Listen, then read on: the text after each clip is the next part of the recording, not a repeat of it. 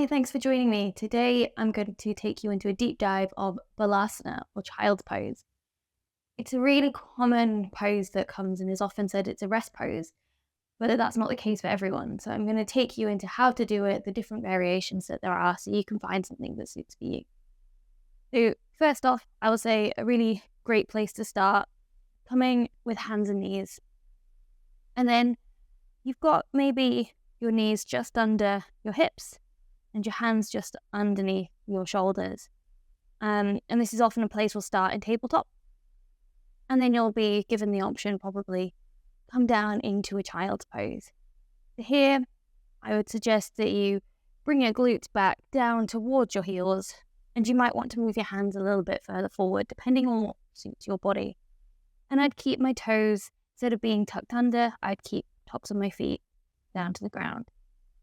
For me, I'm really comfortable in this position. I can get my glutes right to my heels, but that's not the case for everyone. So you might be maybe somewhere here as we shine our chest towards the ground, and you might want to lift your head up, bring your forehead towards the ground. And if you find that you've got a lot of space, this is a great place to maybe get your props. So I love a block for this one. Sometimes I like to put it under my forehead just to give me somewhere I can rest, so I'm not using all of my muscles to hover. This is a perfectly acceptable child's pose. There is nothing wrong with this. But some people might not need the block. You might be able to shine your chest all the way to the ground. And in all of these, you've got different options. So you can have your knees together or wide apart. I'll come this way. So some people prefer to do their child's pose, knees together, leaning forward, their hands alongside them, or maybe outstretched, depending on how your shoulders are feeling, how active you want this pose to be. And then some of us like a little bit more space, whether you want the belly to come forward, got a bigger chest. It can also help lessen that claustrophobic feeling if you have any of those. And you can spread, and it gives you more space, gives chest space to expand.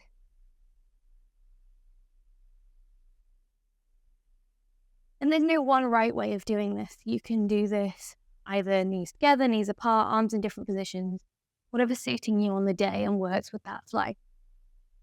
If you're finding that a block is maybe too hard, where a blanket comes in, you can put it underneath your head. You can even sort of bulk it up, put it underneath your chest, or if you have a pillow or a bolster, you can do that. And another great place I like it is underneath my glutes. So here, just giving some space,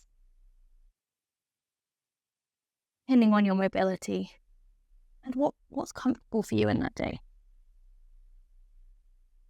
You really want to make this more active in the shoulders. You can tense your fingers. So really reach your fingers far forward and then lift the palms up, pushing into the pads of your fingers.